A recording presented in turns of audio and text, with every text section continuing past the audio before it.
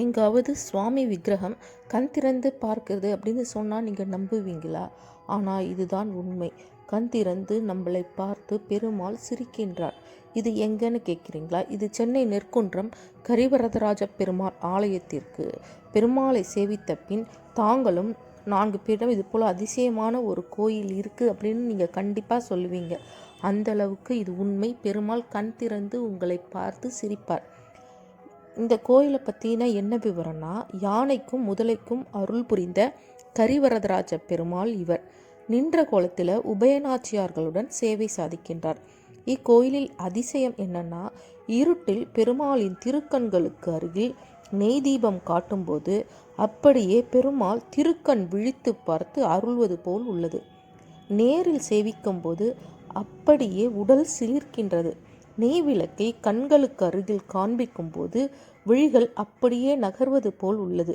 அவசியம் அனைவரும் நீங்கள் இந்த கோயிலுக்கு சென்று பெருமாளை சேவித்து அருளை பெறணும்.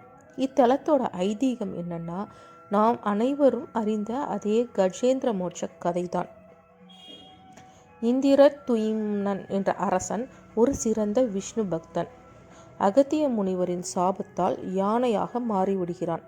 சாப விமோச்சனம் வேண்ட மகாவிஷ்ணுவினால் உனக்கு மோட்சம் உண்டாகும் என்று அருள்கிறார் அகத்தியர். ஹூஹூ என்ற கந்தர்வனும் முனிவரின் சாபத்தினால் முதலையாக மாறி அந்த யானை மலர்பறித்து பெருமாளுக்கு சமர்ப்பணம் செய்யும் புஷ்கரணிக்கு தனது சாப விமோசனம் செய்ய வந்து சேர்கிறது. ஒரு நாள் அந்த முதலை யானையின் பாதத்தை பற்றி தண்ணீருக்குள் இழுக்க தனது தும்பிக்கையில் உள்ள மலர் வாடுகிறதே என்று யானை ஆதிமூலமே என்று அலறுகின்றது.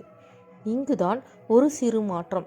பெருமாள் கருடன் மேல் விரைந்து வந்து சுதர்சன ஆழ்வாரை அனுப்பி யானை முதலை இரண்டையும் தூக்கி தரையில் போடுமாறு அனுப்புகின்றார்.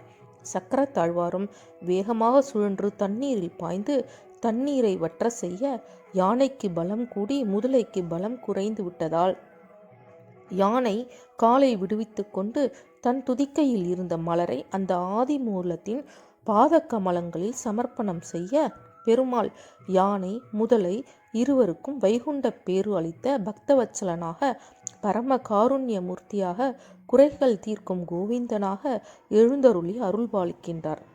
யானை முதலை இரண்டிற்கும் அருளிய பெருமாள் என்பதால் தன்னிடம் வந்து சரணடையும் பக்தர்களின் குறைகள் அனைத்தும் தீர்த்து அருளுகின்றார் பெருமாள். இவரிடம் வேண்டிக் கொண்டு திருமணம் முடித்தவர்கள், குழந்தை பாக்கியம் பெற்றவர்கள் அநேகர். இவரிடம் வைக்கப்படும் கோரிக்கைகள் எல்லாம் நிச்சயமாக நிறைவேறுகின்றன. தங்களின் கோரிக்கை நிறைவேற அன்பர்கள் தங்களது ஜாதகத்தை 27 ரூபாய் செலுத்தி, அதாவது ஒரு நட்சத்திரத்திற்கு 1 ரூபாய் வீதம் பெருமாளின் திருவடிகளில் வைத்து ஆரத்தி காட்டும்போது யானைக்கும் முதலைக்கும் அருளிய அருளாளன் தன் திருக்கண்கள் மலர்ந்து அருள்வதால் இருக்கின்ற தோஷங்கள் எல்லாம் விலகி அனைத்து நன்மைகளும் நினைக்க முடியாத வேகத்தில் நடந்து முடிக்கின்றன. சுமார் 400 ஆண்டுகள் பழமையானது இந்த ஆலயம். சாலிவாகன சகாப்தத்தில் பிரதிஷ்டை செய்யப்பட்டவர் இந்த பெருமாள். அதனால் இவருக்கு சாம்பிராணி தைலம் மட்டுமே, அதுவும் மிக சிறிய அளவில் சார்த்தப்படுகிறது.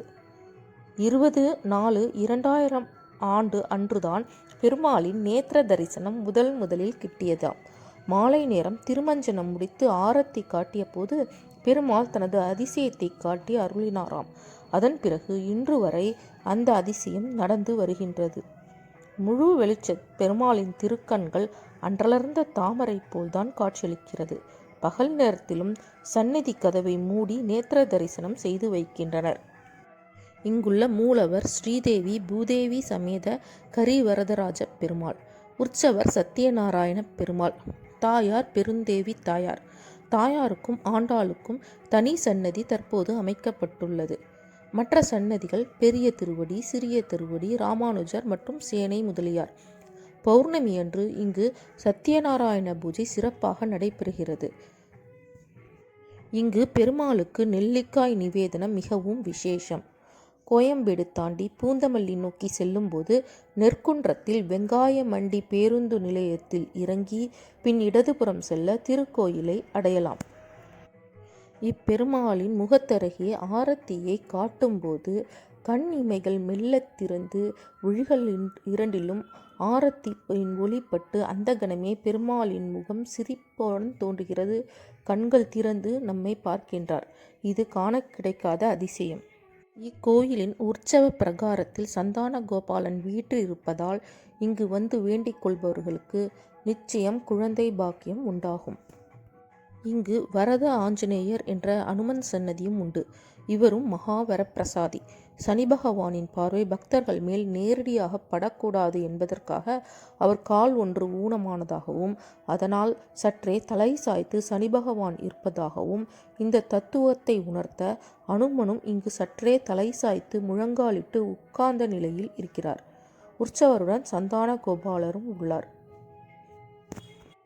இந்த மூலவர் கரிவரதர் சுமார் 5 அடி உயரம், 4 திருக்கரங்கள், அபயஹஸ்தங்கள் உண்டு. தொப்புளுக்கு கீழே சிம்ம முகம், இடது மார்பில் ஸ்ரீதேவி வசிப்பதற்கான வடு இருப்பது இங்கு சிறப்பு. இக்கோவில் காலை 7:30 மணி முதல் 11:30 மணி வரையும், மாலை 5:30 மணி முதல் இரவு 8:30 மணி வரை திறந்திருக்கும். எனவே இந்த கோவிலுக்கு நீங்களும் சென்று பெருமாள் கண் திறந்து உங்களை பார்த்து சிரிப்பதை பார்த்து நீங்கள் அவருடைய அருளாசியை பெறுமாறு உங்களை கேட்டுக்கொள்கிறேன். இந்த வீடியோ பிடிச்சிருந்தா லைக் பண்ணுங்கள், ஷேர் பண்ணுங்கள், என்னோட சேனலை சப்ஸ்கிரைப் பண்ணுங்கள். தேங்க்யூ ஃபார் வாட்சிங்.